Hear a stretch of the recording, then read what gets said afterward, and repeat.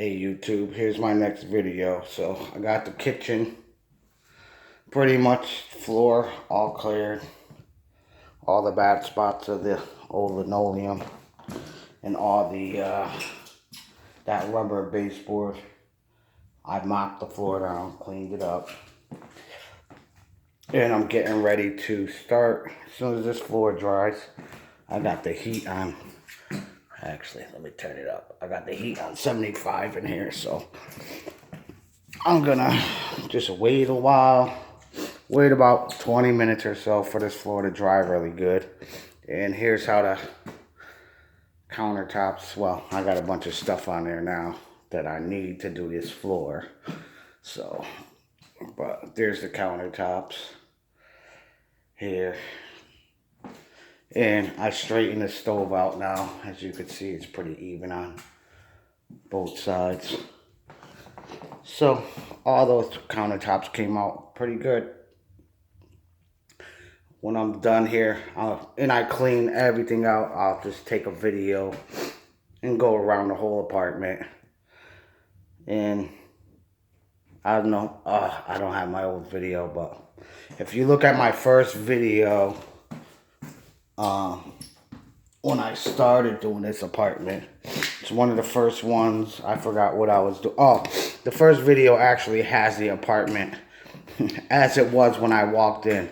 So basically, if you go back, you'll see that all of this was carpet in here, and there was busted lamps and everything all over this floor. This room here I filmed, and it had all like pink kids' beds all busted in pieces and little Walmart white shelving all busted in this. There was literally a pile 2 feet high, busted furniture and everything in this room, and dirty, filthy carpet under that. This room was actually pretty clear. That's my little trim painting room right now. And you probably seen this bathroom. But this bathroom had, this bathroom actually had this flooring on it. Same kind of linoleum vinyl, you know. And the toilet was caving in over here into the floor. There was all rot right here. I had to cut the whole subfloor out and put down a whole new subfloor underneath the toilet. Then I did tile board. And of course, as you can see, I tiled everything. Ripped the sink cabinet out of here. As a matter of fact, in one of my videos, you'll see this guy look at this. This guy piles all this stuff, metal, that's got to go up there, which I might just put it up later on today to get it done. I just got to clean this up. As a matter of fact, this should not be metal on the sink. But this is how dirty they were, if you could see. They did. Let me move this mop out of the way here. And basically, this is all you have to do to clean one of these up. This water in this apartment is scalding hot, as you can see. It's steaming right there. I mean,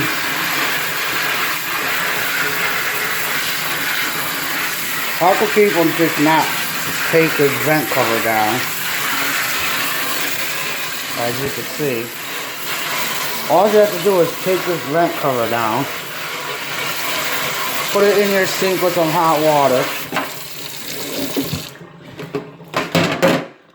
I'm going to do both sides.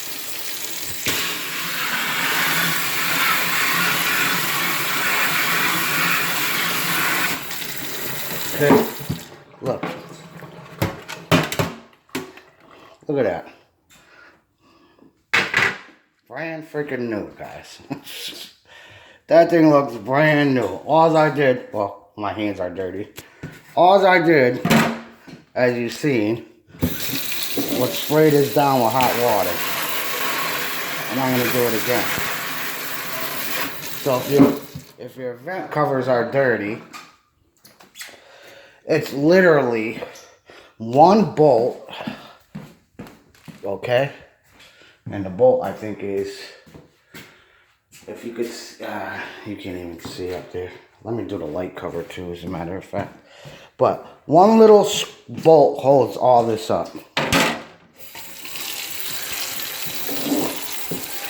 And literally all you have to do to clean this plastic light case. This is gonna look like a brand new vent fan now. Just from me doing this little simple, spraying it off with a hot water. As you can see now, the light cover looks like brand new, and the whole vent piece looks like brand new again.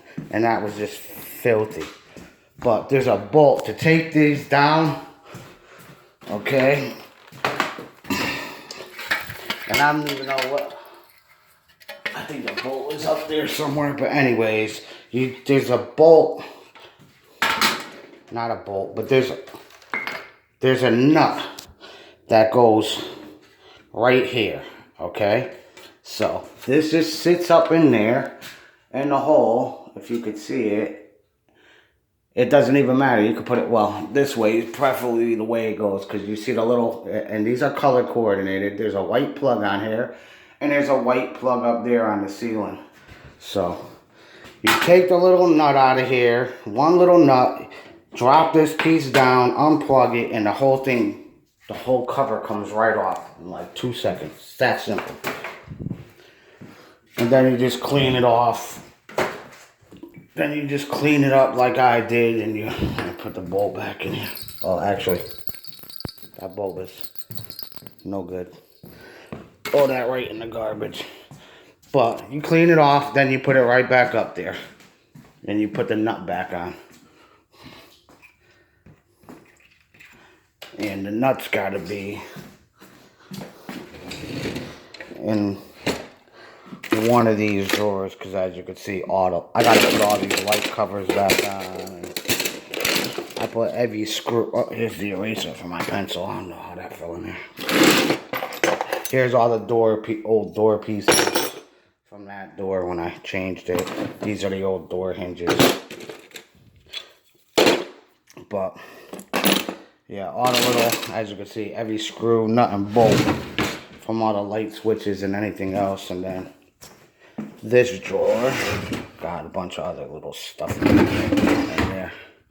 And then, of course, all the rest of the little nuts and bolts and stuff. And all my screws I used are in this little container here. And then in there. So the nut to that thing, the nut that holds that, I got other ones because I change these all the time. So I actually, when I change those in the light, because those are very common in a lot of places. A lot of people have these. I think this is NuTone. Yeah, see, it's a NuTone. They're all the same. The cheap freaking NuTone vent fans for the bathrooms. I have a bunch of these. And I have a bunch of these somewhere. Because I save, I actually have the light fixtures too. Because I'm always changing those. Once the fan burns out and you buy a new one, which a lot of people buy whole new ones. You don't even have to buy a whole new one. When your fan stops working, you just buy the fan piece itself. It's like half the price. You don't have to buy a whole new vent fan. You could save you buy the same one, the same model number. You look at your vent fan, there's a tag inside that tells you what it is. And you probably can't see on my phone. But let me zoom in here. There you go, right there, okay? Right there. See that information on there? So all you do is that fan that's in there has a screw. I don't even know if this one has a screw. Yeah, but anyways, it unclips from there. You can see the two clips. There's I can't even. Wait a minute. Okay, I can't do it because my phone with this light on and stuff. But anyways, there's one little screw up in there somewhere. And they didn't even put the screw, as a matter of fact. The screw goes right there. If you could see that little hole. If you could see that little hole. Wait a minute. right there at the tip of my finger. There's supposed to be a screw in there.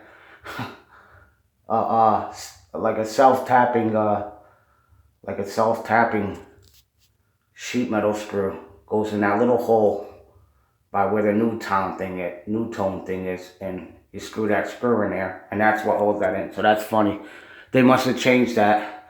Somebody changed that, because you could see that's not a, that one actually doesn't look that old. So somebody changed the insert in there with the fan motor, plugged it in. You don't even have to wire that up neither. It's got a, if you see, it's got a plug on it. So when you change that, it's already hardwired. The outside casing of the outside casing of those fans is already bolted in the ceiling. So you literally take that one little screw out where I just showed you near the Newtone tag. You take that little screw out, and that whole piece drops right out, falls right down. Then you go buy your new one. You could take that with you, or take a picture of the tag I just showed you in there. You go to Home Depot, and you just match the number up, and it'll tell you the size and everything. And I think that's a 8x8 fan. I don't know. Yeah, it's either 8x8 or 10x10. I forget. But anyways, they're common. Like I said, they're real common. So you pop the thing out, you stick the new one in there, put your little screw in there. In the new box, it comes with the screw and everything to attach it. You plug the thing in, hit the switch, and it works. It's that simple. Literally takes 10 minutes to replace one of those. This floor is almost dry. And as you can see, this was the nasty, nasty part of the floor where the girl just took all her grease-filled pans off of the stove when she moved. And I mean, they were full of freaking grease from cooking. She threw them all in a garbage bag, poked holes in the garbage bag, and there was like 4 or 5 garbage bags along this wall. Even this kitchen was a mess. I showed you guys, if you look at my first video, I took the garbage bags outside though, before I started filming, because they stunk. It was horrible in here. But, yeah. All grease. There was like a ton of grease right here on this floor. I mean, it was horrible. But I just literally swept this whole floor down, vacuumed it up with my vacuum, and then I mopped this floor like 3 or 4 times, and it was freaking filthy. But now the whole floor is clean, as you can see. I mean, there might be some, what's this? Yeah, that's old paint. You could see whoever painted this with their beige color a long time ago, they got paint all over this floor. I mean, I got a little paint on the floor right here. And right there, that's my paint. Because once he said, oh, we're just going to cover this floor, I just painted the friggin' walls. Who cares if paint got on this laminate floor or vinyl floor, whatever this is. Laminate or vinyl. I think this is vinyl. This is like sheet vinyl. I don't think this is laminate. But, yeah, I'm getting ready to do this floor. And I'm just going to do it really quick. It's a real small floor.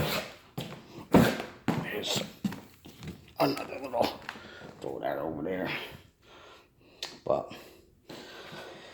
I don't know if I'm going to pause my video because it kills my phone, but this is a 15-minute video, so I'll make this part 1. And I'll just let this video run for another few seconds. And then I'll make another video, part 2, after I get this flooring in here. I'm actually just going to complete the whole thing today. Put in the baseboard, everything. And I had to patch a couple of, you know, I had to put more lipstick on the pig. Over here. I patched up a few. I actually made that. I made that dent in the wall when I was carrying. Because this, believe it or not, this piece and this right here, this was from this corner all the way down to about here. This was actually one big 10-foot piece of countertop. And then this was The smaller piece here was a 6-foot countertop, so I had to cut it down and fit it in there. And I think I showed in my video the damaged corner when the 10-footer came out of the store. This whole corner, like this much of it, was damaged. But with cutting that and trimming that, with trimming this here and cutting this piece in, I had more than enough to do the countertops, because as you can see, there's one. Again, those are my two scrap pieces of countertop. Actually, there was 3. There was another little piece I cut off about this big here, off of this end. But even after I cut this, like I said, that was a 10-foot countertop, and it is actually set from here to the to the corner there. That's 7 feet. So 8, 9, 10. This is 22 or 23. I forget. That was 22 or 23.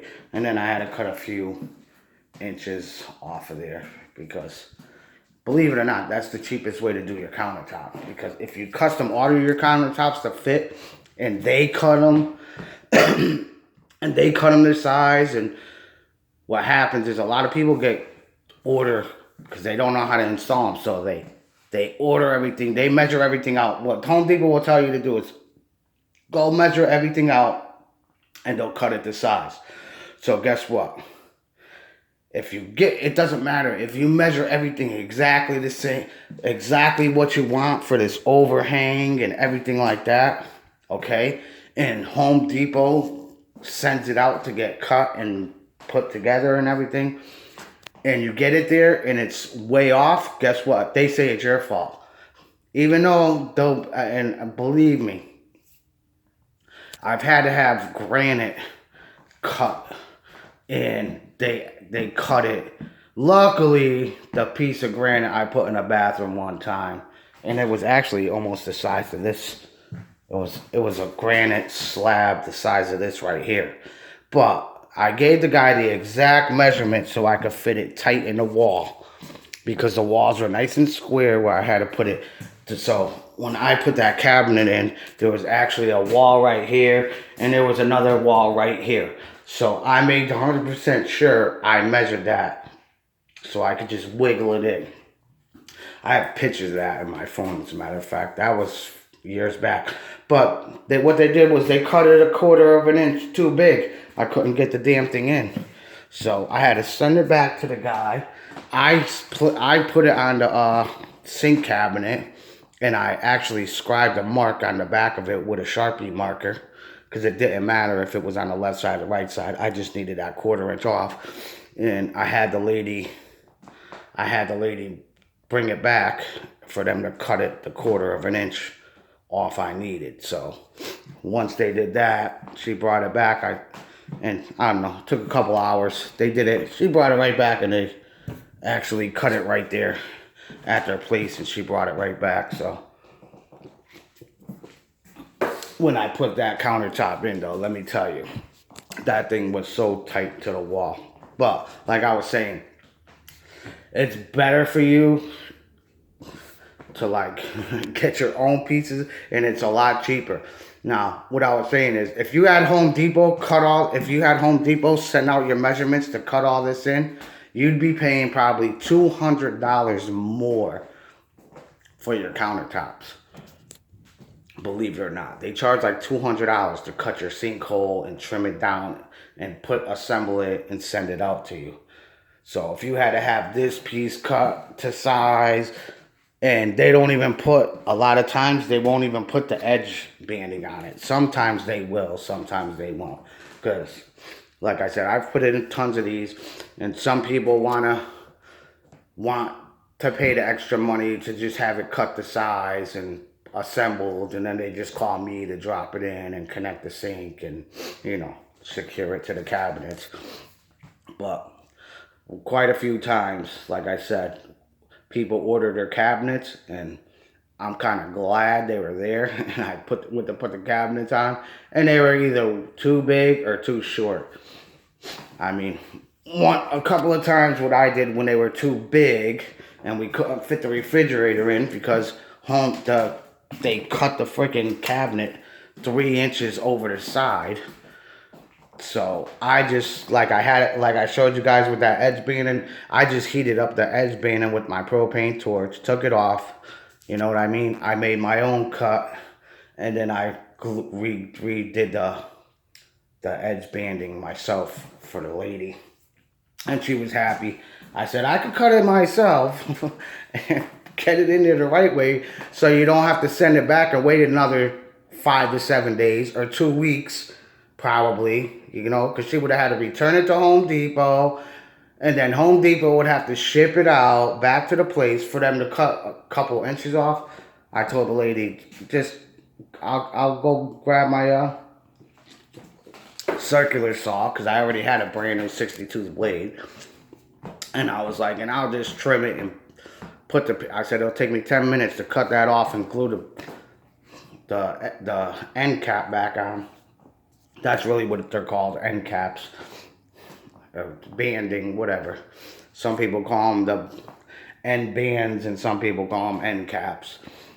But yeah, so I just did it for the lady and stuck the cabinet in there, and she was all happy. I was like, you know, what was she gonna do? Live in her house for another 2 weeks with no countertops? Because her and her husband and son pulled the old countertops out the day, and I told them, don't do it. And her husband was like, what do you mean? And I'm like, well, if your delivery don't come on time, you're gonna be, I said, let me tell you, Home Depot messes up so much. If your countertops don't come tomorrow, you might be waiting a week. You might not have no countertops in your kitchen for a week.